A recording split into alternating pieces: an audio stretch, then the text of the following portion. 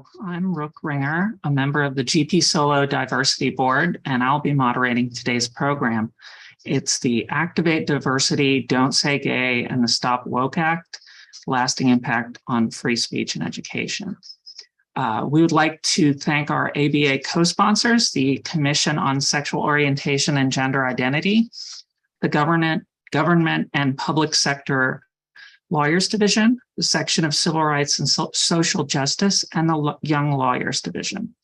We would also like to thank the Ohio State Bar Association for their support of the Activate Diversity series. This program is being recorded. The recording will be available on ambar.org/GPSolo. Feel free to submit questions via the Zoom Q&A. You may send in your questions at any time during the presentation. We will address as many as we can. There will be a link in the chat to the speakers' bios. And I'll probably get to the questions from the chat at the end. Okay, let's get started. I'll introduce everybody. First off, we have Michele Rayner from the Florida House of Representatives. Michele is an attorney and the state representative for House District 70. She was born and raised in Pinellas County with generational roots in the area. Her mother was one of the first Black social workers in St. Petersburg, Florida, and Michele's uncle served the city of St. Petersburg, District 55, now District 70, and the state of Florida as the first Black secretary for the Department of Corrections. Following in her family's footsteps of service, Michele achieved her goals of being a public defender and came back to the community that raised her. She earned her BS in Political Science and International Affairs from Florida State University, her MS in International Affairs, and her JD from Florida Coastal School of Law.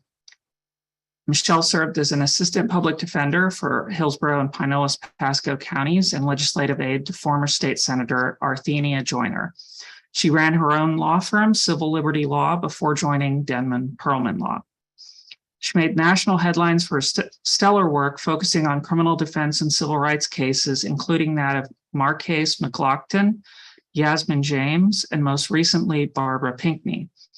Her successes have led her to be named a Rising Star by Super Lawyers 4 years in a row and Fred G. Minnis Bar Association Community Award.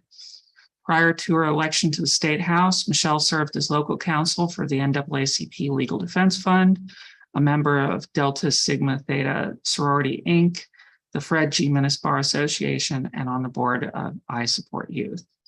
In 2020, she won a competitive primary in Florida's House District 70, beating 3 other House candidates to take the seat unopposed in the general election. She became the first openly queer Black woman to be elected to the Florida House. As a freshman legislator, she was appointed to the House Democratic Caucus 2021 legislative team as the deputy whip and championed equity in policy while advocating for vulnerable communities in Florida's working class families. Okay. If you want to say hi, Representative Rayner, after I've said all that, feel free. Wow, Rock, hello. I was thinking to myself, this is quite a bio. I'm like, oh my goodness. But thank you so much. I'm happy to be here. I look forward to sharing with all of my colleagues and just kind of giving insight on what's going on with legislation and how it's going to impact practitioners. Thank you again. I look forward to our conversation. Thank you. Our next panelist is John Harris Maurer. He's Public Policy Director at Equality Florida. Strategically positioned in downtown Tallahassee, John Harris Maurer keeps an eye on the Florida Capitol at Equality Florida's Public Policy Director, or as Florida's Public Policy Director. In that role, he serves as Equality Florida's frontline lobbyist in the Capitol and leads local policy work around the state. He attended Rice University and received his law degree from Florida State University, where he served as editor-in-chief of the Law Review. His policy and political experience prior include stints in the Texas House of Representatives, Florida House of Representatives, and working on the Annie Parker for Mayor campaign in Houston, which successfully elected the first openly lesbian mayor of a major American city.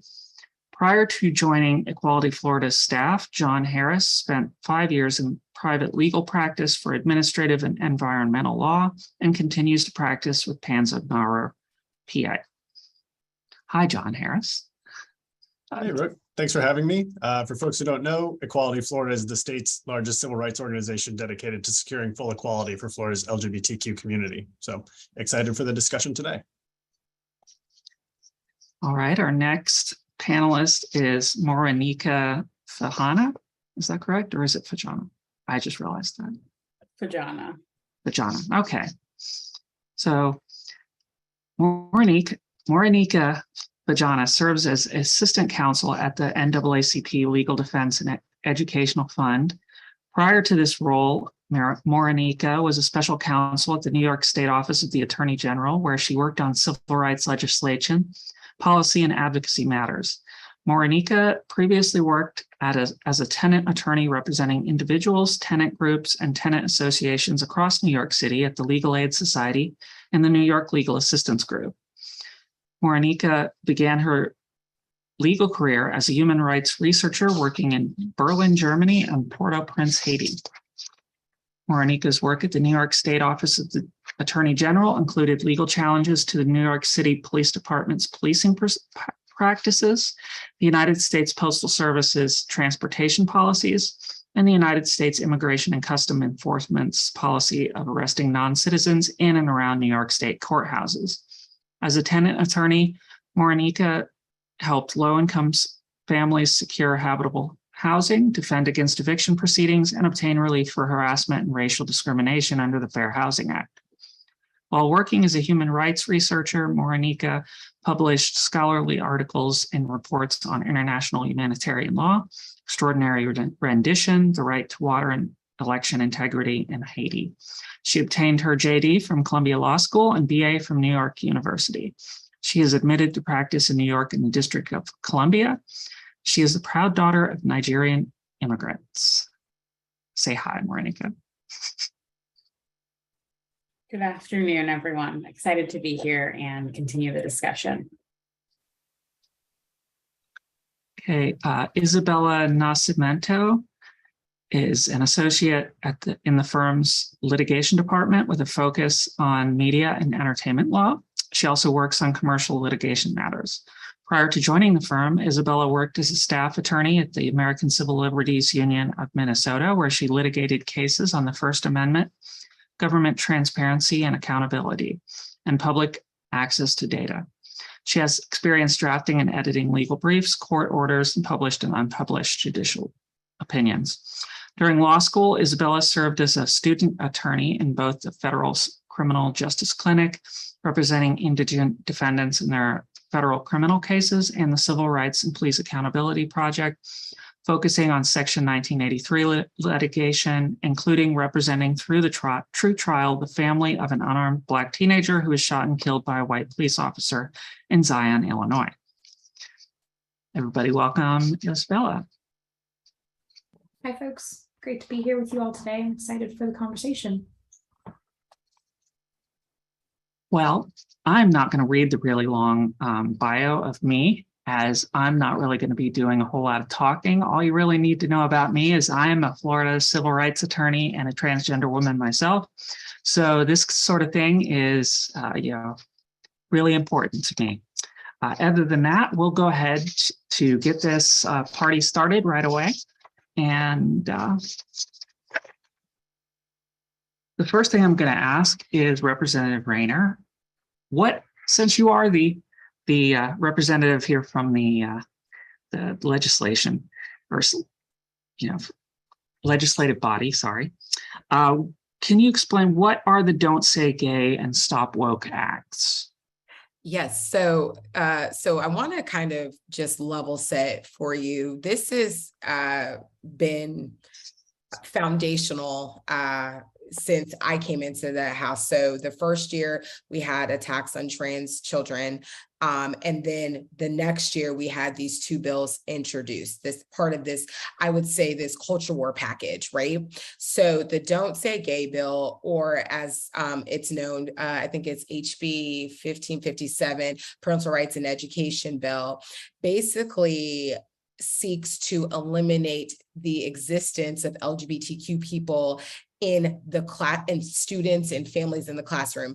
And so there's a lot that's problematic with this bill, but I'll kind of highlight just real briefly two of the most problematic things. It says that to stop instruction of sexual orientation or gender identity in K-3 and or age appropriate. So it's not an and or age appropriate. So I think all of us are lawyers on here. So words mean things, and or that, and I spent quite a bit of time on the House floor questioning the bill sponsor, who is not a lawyer, about what does the and or mean and how does that actually work.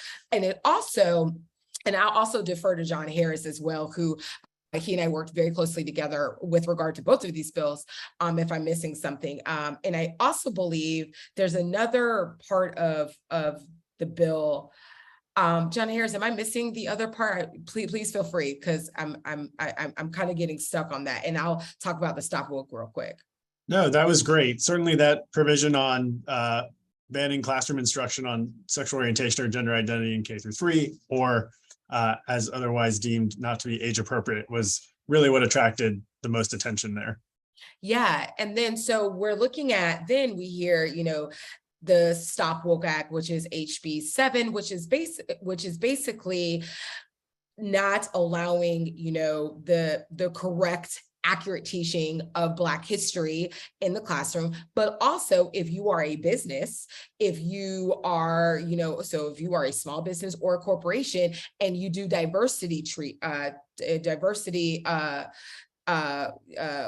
now what's the word, y'all? I'm sorry, I'm blanking. Diversity Trainings. Yes, thank you. Diversity and inclusion trainings. And someone feels uncomfortable, then they can have, means to bring a lawsuit against that company. That company can be fined, and all of these consequences that can happen. And I will point out one of the bases that Republican leadership and the governor has used. I know this is bipartisan, or nonpartisan, so I'll just say the governor's use is that there are supposedly issues of children who have been pointed out in classrooms, white children being called the oppressor, and he doesn't want to make sure that this happens in Florida. And so that's kind of really the broad overview of those two bills, Rook. All righty. And this question is for Representative Rayner, John Harris, and Morenike. What do such legislations claim to do versus what they really do? I'll jump in first if I can on that one. I appreciate Rep. Rayner's summary of the bills, and I think she's right. These are really similar because they're tied together as part of this overarching censorship and surveillance agenda that we've seen in Florida that's now being really extrapolated to other states. And on a provision like the Don't Say LGBTQ bill, you again had this clause that says, we're banning classroom instruction on sexual orientation and gender identity. Well, what we know is sexual orientation and gender identity is really about who we are and who we love. And that is always age appropriate. As somebody who is very recently now a father myself, I and all of us can recognize there are kids in these classes, including in K-3, who may have two dads or two moms. And those families are always going to be appropriate to acknowledge. There's nothing, illicit about those families. But representatives like Representative Rayner and senators offered 23 different amendments across the House and Senate trying to bring more clarity to this bill, and all of them were rejected by the majority. And So they were talking a lot about this bill and referencing things like sexual acts, but they rejected the amendments that would have narrowed the scope of the bill to make it specific that we're really prohibiting discussion of sexual acts. So really unfortunate there. We saw a lot of that pushback again on positive amendments on the Stop Woke Act as well. And it's really about chilling speech.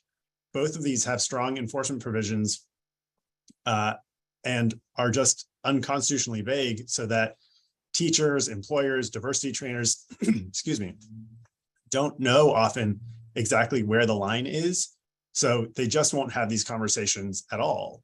And that's really problematic, and everybody loses out, of course, in those scenarios.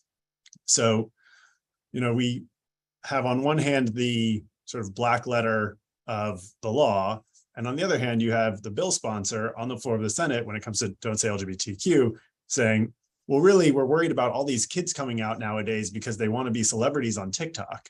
So the intent behind this legislation is very clear.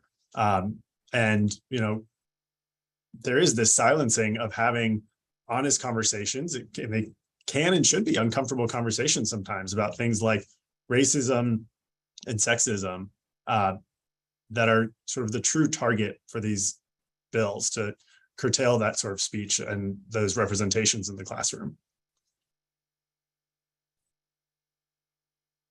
Yeah, I just wanted to add a few thoughts about the Stop Woke Act. So that's HB 7. In terms of what the bill proponents and Governor DeSantis, who also was a proponent of this bill, in that he introduced a policy proposal called the Stop Woke Act, where he kind of laid out his vision for what should happen.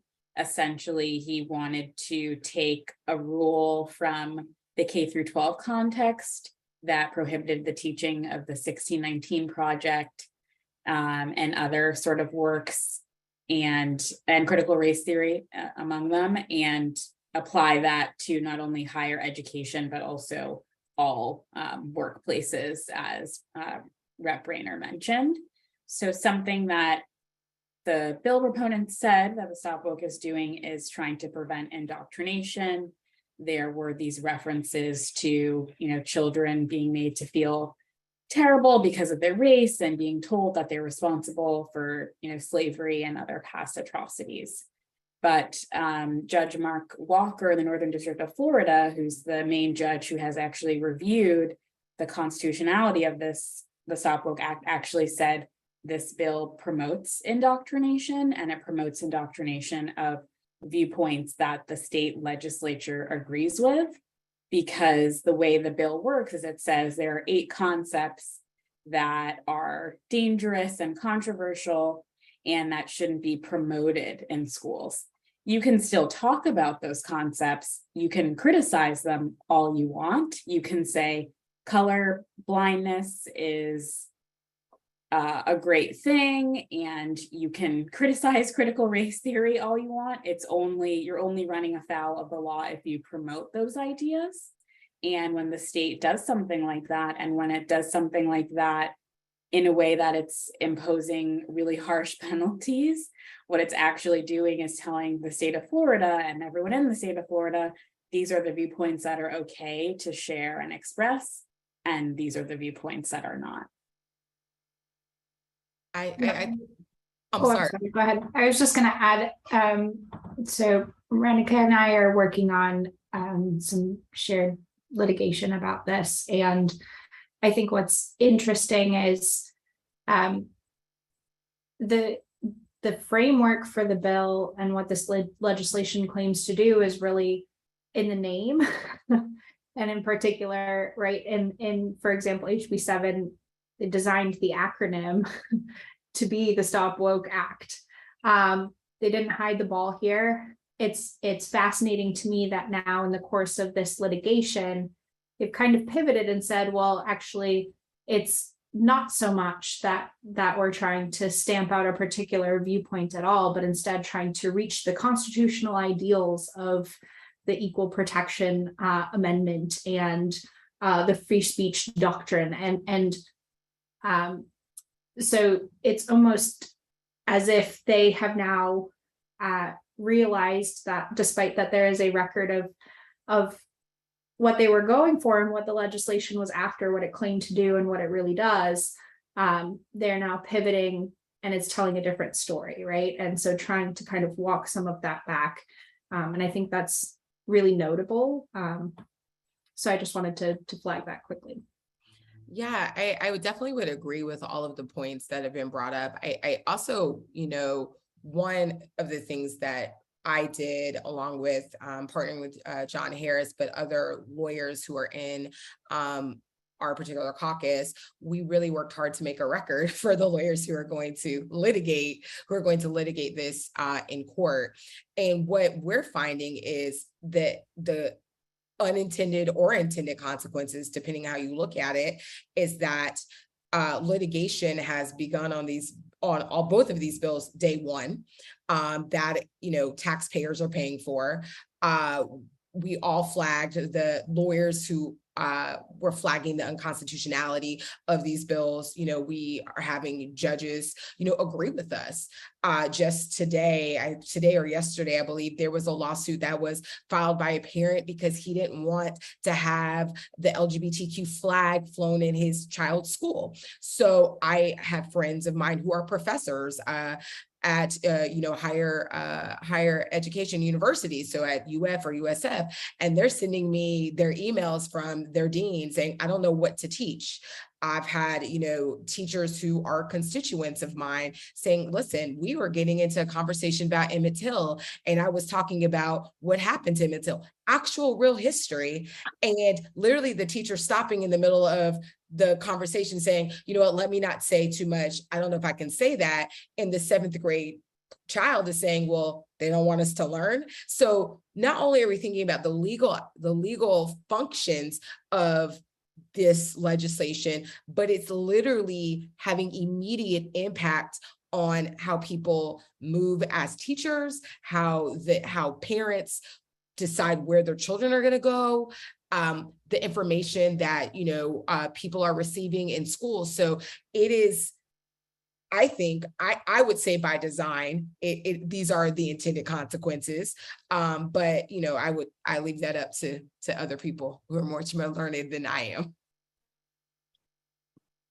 Yeah, there was a question, and I know I said I was going to do them at the end, but it's kind of relevant right away. But there was a question from the audience from Olivia, who said, wait a minute, we thought the so-called Don't Say Gay was to prevent schools exposing any sexual materials to kids from preschool to 3rd graders, that is, ages from 2 to 8 years old. What does that have to do, anything to do with anti-gay or anti-trans? And, I thought that was a pretty good question that, whoever wants to jump in and answer that. I'll take the first swing at that and say, it is I would say sort of like misrepresentation behind what the bill sponsors pitched it as. And again, we know that it was not just about making sure that there wasn't discussion on sexual activity or sexual materials, because amendments were introduced to make that expressly clear, and they were soundly rejected. And those were amendments by actually both Democrats and Republicans that were trying to bring more clarity to this. But when you talk about sexual orientation and gender identity, these are big terms, and they're terms that are not defined in Florida statute. So it's unclear what they mean.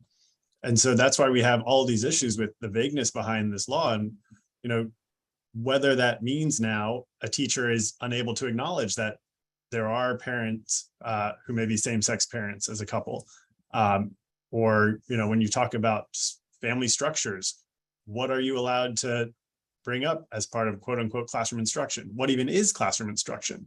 Is having a bulletin board that acknowledges, June is LGBTQ Pride Month or October is LGBTQ History Month. Is that classroom instruction? There were so many opportunities to narrow this and make it specific to sexual materials or sexual conduct if that was really the goal, but it clearly wasn't. Anybody else before I move on? Okay. Next question is for all speakers, and it is, what effect does this type of legislation have on children, teachers, and the school system? And first off, is just a personal anecdote. I started, as soon as this legislation went into effect, I started getting a lot of calls from high school teachers and counselors who were, I knew or was friends with or whatever with, who were having, their safe space signs taken down, or were being told they can't discuss these things with children. And again, these are high school teachers and counselors, which is not what you would just generally think if you are not a lawyer and you look at the text of that law. So again, what effect does this type of legislation have on children's teachers in the school system? Anybody?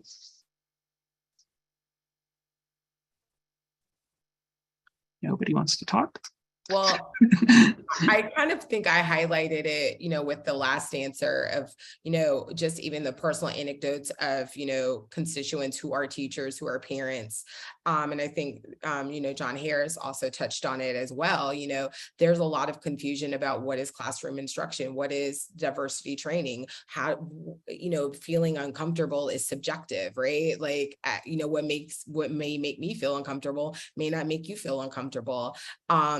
Also, I think about, and I see this in the chat, what happens when a middle school student wants to discuss their sexual identity with their school psychologist, right? Like, so, even that was kind of, and initially there was going to be an amendment. I know John Harris, I don't know if you remember it, it's going to be an amendment where it was going to force educators to out students to their parents.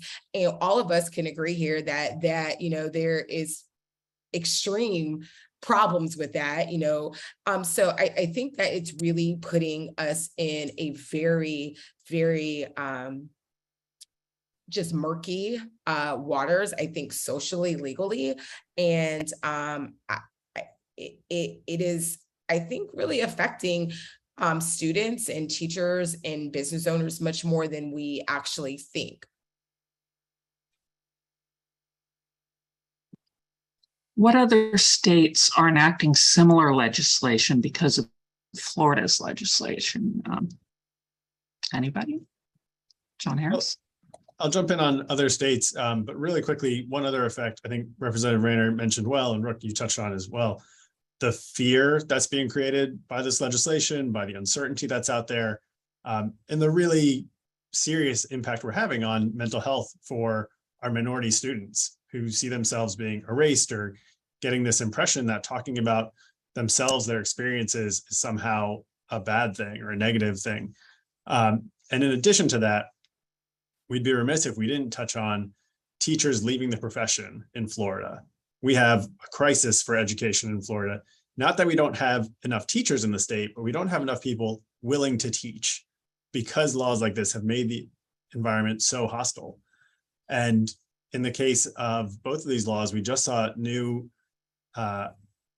rules around the standards of professional conduct for our teachers that would essentially put their licensing in jeopardy for suspension or revocation if they're quote unquote violating these laws. And I think that's really interesting because in the case of Don't Say LGBTQ in particular, there was a lot of emphasis put on the fact that this isn't about the teachers, the enforcement is actually against the school districts. So if a parent thinks that the law has been violated, they're suing the school district and taking it up with the school district, not an individual teacher. Well, now you do have the individual teachers being put on the hook. And even in a recent motion to dismiss that came out of the Northern District around Don't Say LGBTQ, that I think we'll talk about that case a little bit later, you had the judge expressly saying, noting that the fact the law is not enforced directly against plaintiffs, one of whom was a teacher, is a relevant factor here for why they thought standing didn't exist. So again, we see the sort of pernicious impacts of these laws. They never sort of stay in the box of the black letter there. And there are these chilling effects or these tangential effects that are so damaging. So it's a concern, obviously, for us being based in Florida, that we have it here. There are, if you look up the Movement Advancement Project, they actually identify 5 other states that already have similar laws to Don't Say LGBTQ on the books. Those are Texas, Oklahoma, Louisiana, Mississippi, and Alabama. And that is touching on legislation that censures discussion of LGBTQ people and topics. Those actually predate this most recent push around Don't Say LGBTQ specifically, but we have seen sort of cookie cutter versions of that legislation introduced in numerous other states, Georgia, Texas, what have you, getting pretty close to passage in some of those places, talk about a national Don't Say LGBTQ law. So I think what happened and what passed in Florida is unfortunately just the beginning of a fight that we're going to see a lot more nationally. And I expect the same around Stop Woke, but I'll turn it over to others as well. Yeah, I just wanted to say a few things about the effects of Stop Woke. I think something else that's really important to keep in mind is that the bill is following educational institutions in Florida, both at the K through 12 level and particularly the higher ed, who in response to mass movements for racial justice actually took concrete steps to make their learning environments more inclusive, to have more classes, more discussions, more opportunities for students, faculty, and staff to talk about difficult topics, to talk about race, and to talk about gender, and to talk about inequality. And what the Stop Woke Act does is it prevents those schools from actually continuing to make their own institutions comfortable based on, their own assessment of student need and community need. So that is another really significant effect and consequence, I would say, is that schools are really grappling with what they should do and how they should respond and how they need to balance compliance with the law with a desire to make inclusive, affirming educational spaces for students. And then in terms of similar bills, a lot of the bills that have restricted, the teaching of critical race theory and restricted discussion about different topics actually came before the Stop Woke Act. Following the Trump executive order on race and gender stereotyping, more than 24 states actually proposed and enacted laws that restricted teaching of those same or similar concepts in some way. What makes Florida very unique from pretty much all of the bills we've seen is the way that it also goes after higher education. So I'm not sure if other states are going to follow suit in that way. And as many folks on this call know, Florida is doing a lot of things or the state of Florida is doing a lot of things to really transform higher education, transform the relationship between the executive and, the independence and academic autonomy of institutions in Florida. Okay, well, our next question is, what litigation has been filed or will be filed in response to these? And one of the audience members also asked if we've seen coalitions consisting of folks opposing these anti-trans, anti-LGBT legislation and folks opposing the attacks on CRT as well.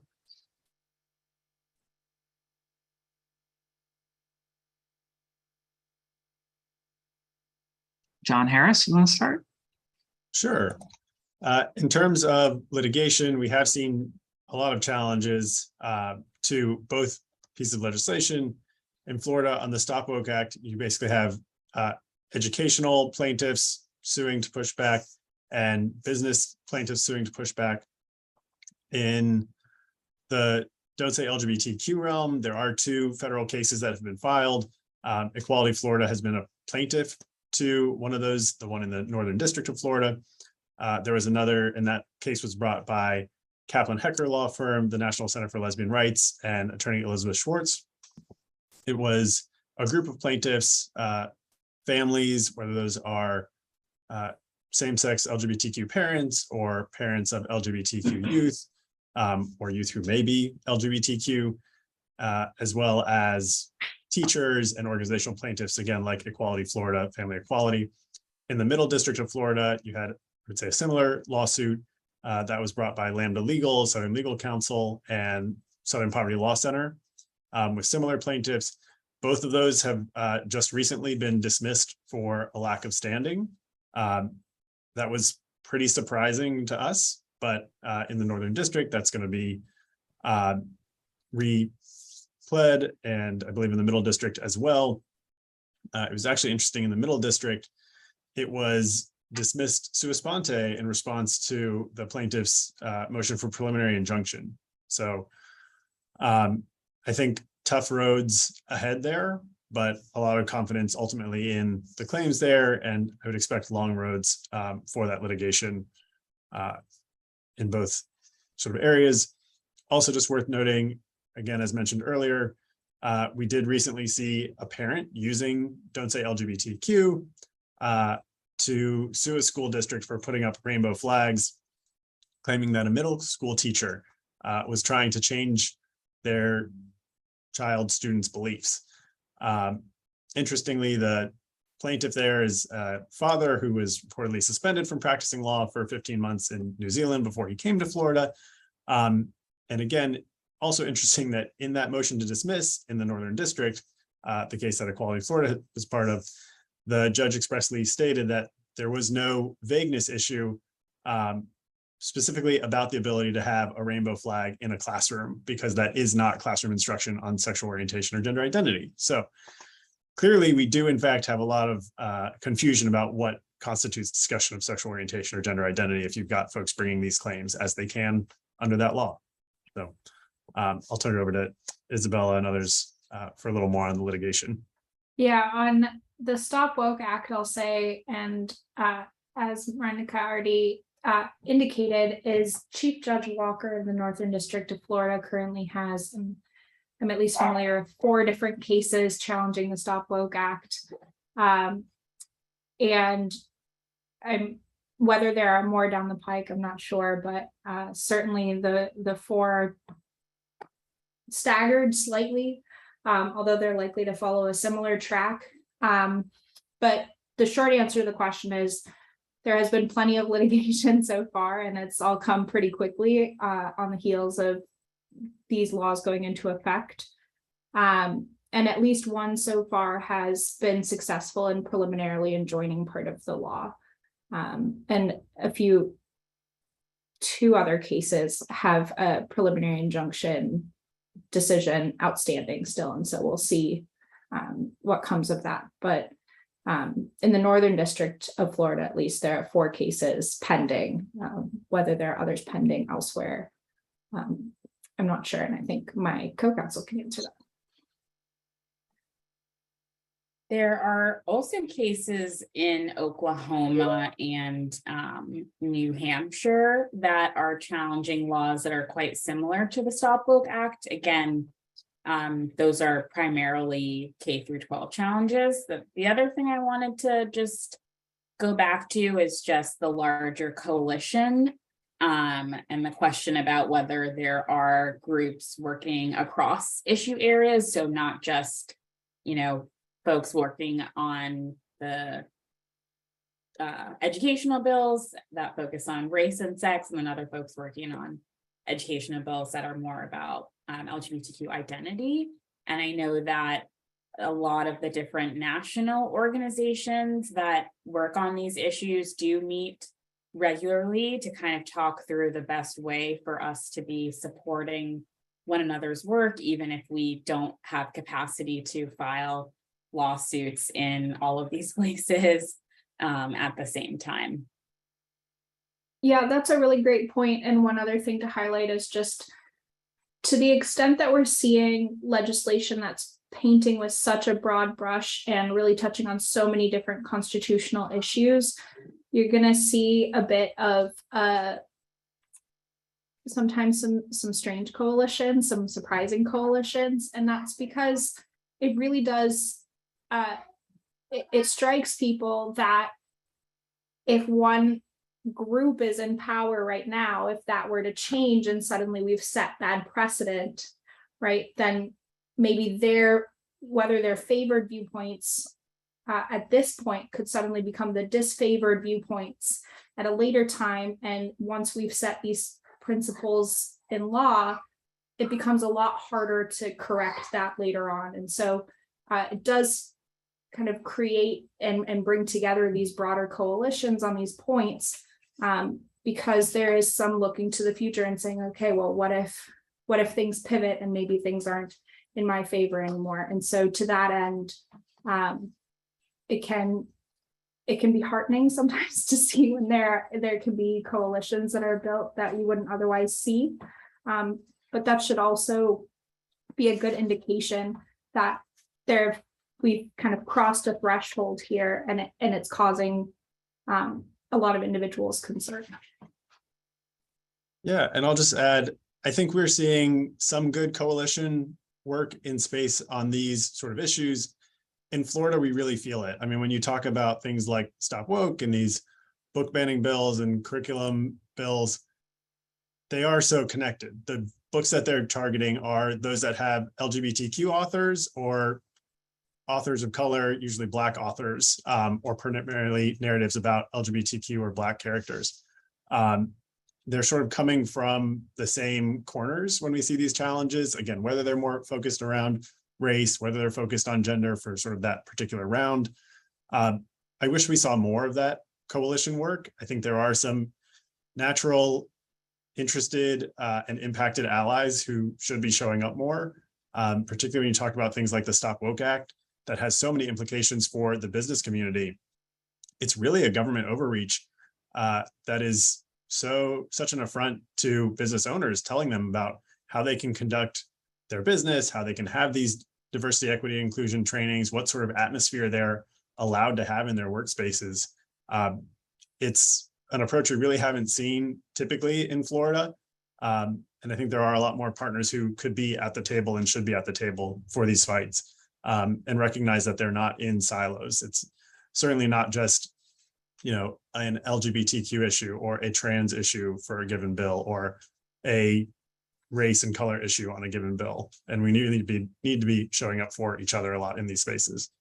I also saw a question in the comments about a drag queen video. That's sort of not the fodder for these bills, but I think interesting in terms of the theme here. Again, the Don't Say Gay bill, the Stop Woke Act, we really see that as part of this censorship and surveillance agenda that is coming down from the Florida governor's mansion, sort of who is allowed to speak, what you're allowed to say and think, even in this supposedly free state of Florida, where you're free to believe what the government tells you to believe. And there's been an issue made about these drag performances that video mentioned. But otherwise, they've really been focusing on this idea of parental rights. And the whole reason that they should be regulating in this area is parents' rights, parents' authority, what a parent gets to choose for their child to see. In two really important points there. One, when you have these really broad curriculum policies, you're letting a small vocal minority of parents determine what every parent's kids have access to when they get into book banning, because that pulls the books not just for their own kids, but for every kid in that school district. And when you talk about something like a drag show, that is a place where parents have chosen to take their kids. So that is, again, this issue of parental rights, that if we're going to claim that, then now the government is also telling you as a parent where you are not allowed to bring your kid. So a lot of conflicting messaging here. And I know Representative Rayner feels that lack of intellectual honesty and consistency in the legislature, and it's a real challenge for us in Florida. No, it definitely is. And I would just want to highlight, when we're thinking about curriculum, when we're thinking about what children are taught, I brought this up on the House floor. Parents already have the right to say if they want their children to have sex education in Florida schools. Like, that's a thing that's already in the statute. It's already part of DOE, handbook. That's something that it's not, that is not there. So literally everything that, HB 1557 outlines when it comes to Don't Say Gay or parental rights, that is something that a parent can already do. But what we're seeing, I feel, is the weaponization of the law and the manipulation of the law in order to achieve a political ideal or a political, outcome. And that is what's scary about it, because we are now having to, enter into these litigation battles of things that we've already thought were actually have been litigated, right? Actually had been, dealt with. And I also think when you're thinking about, the Stop Woke, when you're thinking about book banning and all of those things, it is also, I feel, that would be a government overreach as well. And to John Harris's point, when we're talking about parents' rights, well, what parents' rights supersedes another parent, right? And so I think that, it's a lot of circular logic. It's very, to John Harris's point, it's not very intellectually honest when we are, talking about, these particular bills, but also understanding as we're looking towards next session, that's going to start in a few months, that these bills are the foundation of some other terrible stuff that is going to come and that is going to be litigated as well. Here's a quick question from the audience. What do you think are the potential implications of a similar bill as proposed at the federal level, as some Republicans have signaled they will do if they reclaim the House?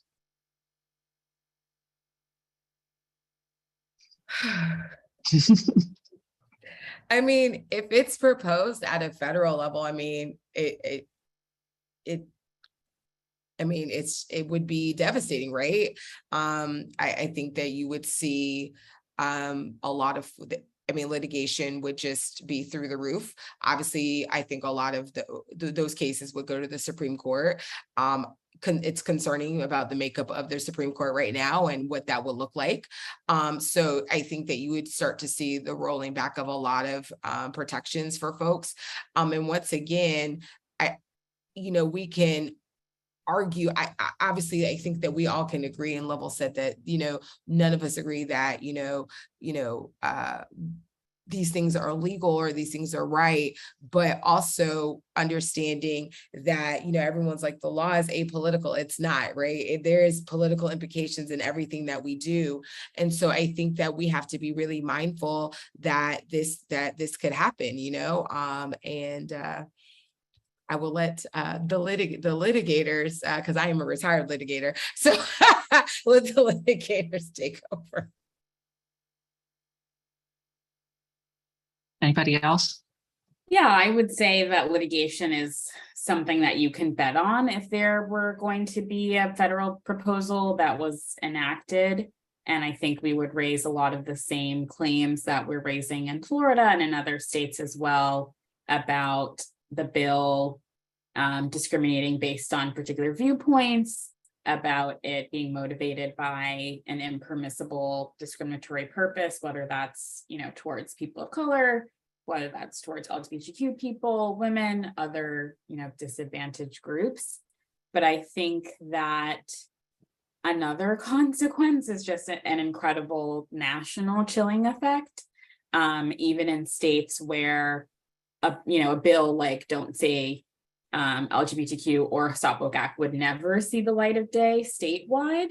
I think that would mean all educators across the country would really have to think about what that means and how they should conform.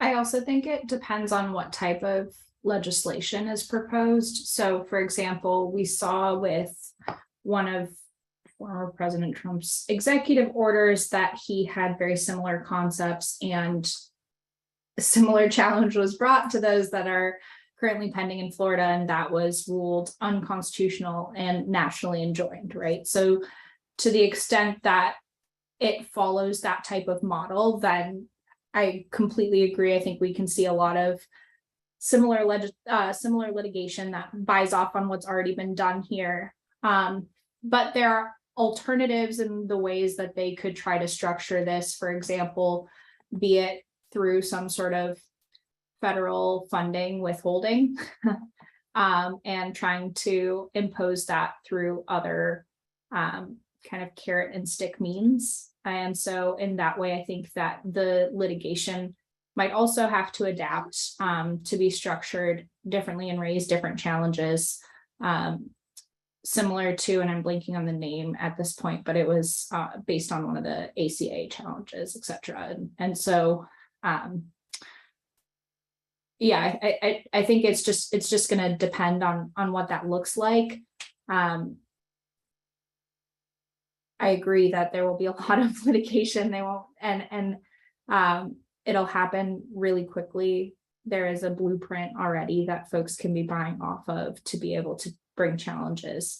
But also, if they're savvy, they'll try to make some end run around these types of litigation so that they aren't meeting those same injunctions that we've been seeing already.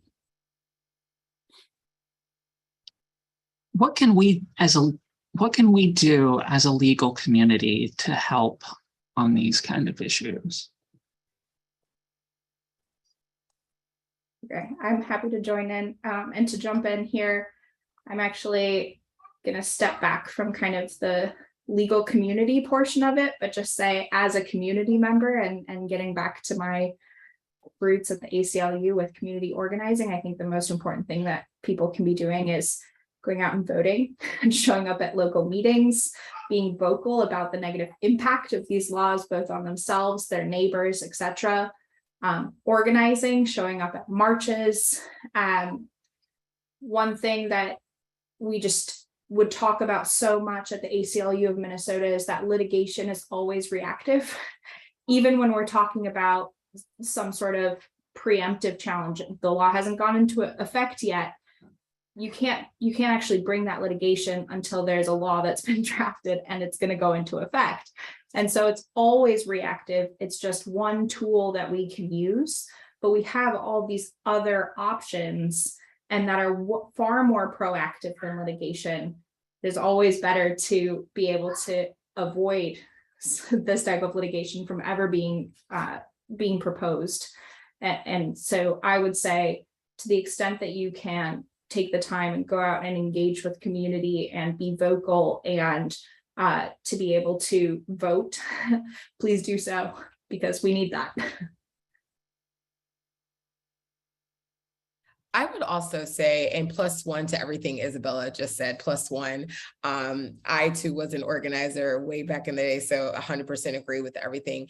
But I would just say, even if you want to use your legal skills, but you're not a litigator, you're not a civil rights attorney, but you're really good at research, right? So maybe, call like Equality Florida or call your local ACLU and say, hey, listen, like, what are y'all doing? Do you mind if I research this? Do you mind if I do this? What if you're a really good writer? Hey, let me write a memo. Let me write, I can help, work on, emotion. So, so you don't necessarily have to be like going into the courtroom and arguing these cases, but if there's a niche that you're good at, ask if that you can use that niche and give you of your time to that, give of your time to organizations that are maybe doing the actual heavy lifting of the litigation, because I can 100% tell you they will welcome that help.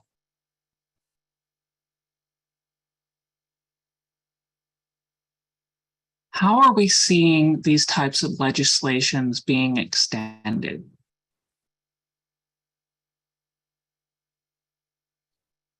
I would say in Florida, what we've really seen a lot of over the summer and the fall is where this legislation is shifting into the administrative realm. And it's been sort of this top-down push into the state agencies, where the state agencies are really being weaponized against Floridians. So I mentioned the State Board of Education doing its rulemaking in a way that really is now putting the original Don't Say LGBTQ law and Stop Woke Act into these standards of professional conduct.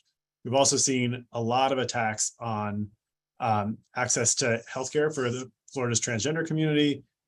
It's coming about in our state Medicaid agency, the Department of Health, the Board of Medicine, the Board of Osteopathy.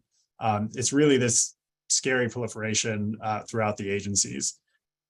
So again, not just moving beyond the states where it's enacted to sort of provide a template for others, but also finding its way into new sort of organs of government, I would say.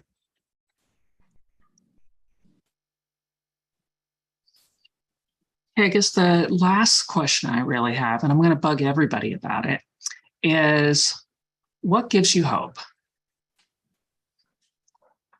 So how about, we haven't heard from Morenike in a little bit. How about you start? Sure, I would say a few things give me hope. I think first, no matter how terrible the piece of legislation is, there are still so many members of the public and so many community members who take time out of their day, take time off of work and school to actually go and testify and be heard, and to let it be known that there are people on the other side. And as Rep. Rayner said earlier, that record is so important, not only for litigation, but just as like a public living document, that people don't agree with the things that their legislature is doing. So I think that certainly gives me hope. I think people who are willing to serve in plaintiffs, not just in our case, but in any, they are taking such an incredible risk and in telling their story publicly and putting themselves out there and opening themselves up to, scrutiny and backlash and being, talked about by, media and doxing and so much. And they're doing it in service of so many other people who can't. And so I just feel that is one of the most admirable things that you can do to fight on behalf of the civil rights of others.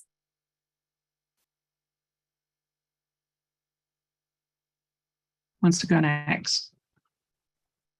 I'm happy to jump in. I feel like I can get pretty depressing talking about some of these issues. So I like this question, and it's a good note, I think, to end on. I'd say one of the things that gives me a lot of hope that we saw in Florida was our young folks.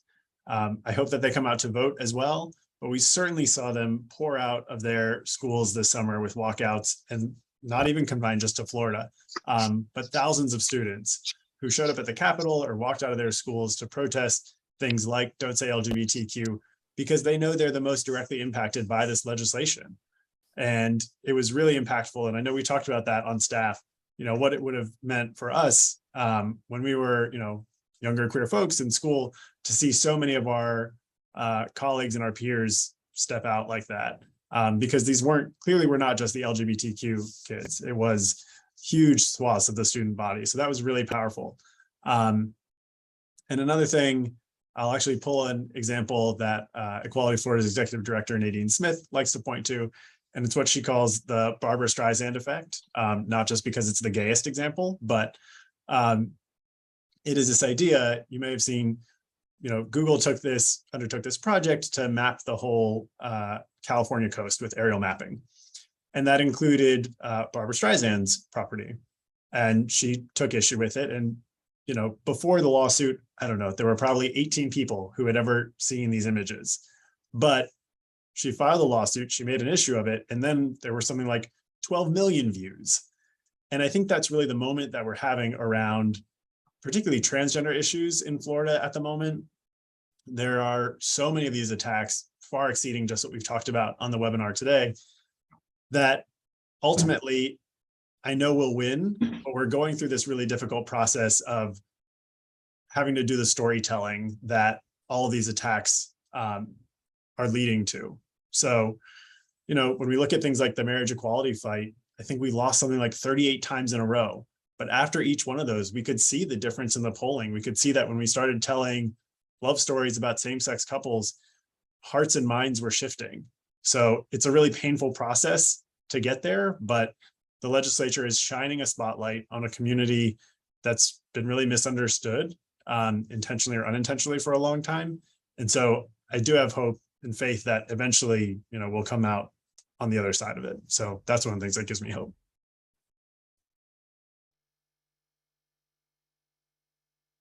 Representative Rayner? Yeah, you go ahead. So a couple of things give me hope. One, seeing lawyers like John Harris, Morenike, and Isabella, that like gives me hope. I don't say that just because y'all are on here, but y'all are fighting these fights in the courtroom. You are, speaking for so many people in ways that I think are incredible. And so that gives me hope. That like lets me know, okay, like, we can do this. I think that also knowing that there are more people that are on our side than those who are not. And to John Harris's point of, while it is very tough and depressing, and sometimes you're just like, what are we doing? Like, what are we doing here? Knowing that, when we think about justice, when we think about, the arc of justice, the moral arc of the universe always bends towards justice, right? And so understanding, yeah, it's a long road. Yeah, it's hard, but also knowing that we will get to the point where everyone in our collective community, collective nation has the same access to the things that they need to live equitable lives, and can just literally be who they are and be just loved as in their humanness. And so that's what gives me hope. I know that sounds like a little Pollyanna, but I have to believe that in order to kind of stay in this work. And that's what I do. So to the lawyers that are on here that are doing the work, you are heroes to me. So thank you for the work that you do. So I will be very brief. What gives me the most hope is my son. I have to hope that I'm contributing to a world in which he's going to grow up and have it better than I did. And so if I didn't believe that I couldn't have kids, it would be too depressing. And so for that, I'm ever hopeful for him, and for, as John Harris said, for all the young people out there, because I think that they are hopefully going to be coming into a world that's much better than what we're seeing today. All righty. Well, I guess we're a little bit over time, but any closing thoughts before we say goodbye to everybody? Thank you for having this. I think it's super important for lawyers to really kind of see the impact in a real way, right? Like, I mean, we can talk about it, but actually like really having these conversations of the impact not only on our work as attorneys, but also just how we live our lives and how we move. And so I just appreciate the ABA, y'all, for doing this. Yes, and I'd like to thank all of our, in addition to our sponsors, the panelists here, for taking time out of their days to come talk to everybody. But I guess really that's it. Thank you all. Thanks, folks. Thanks.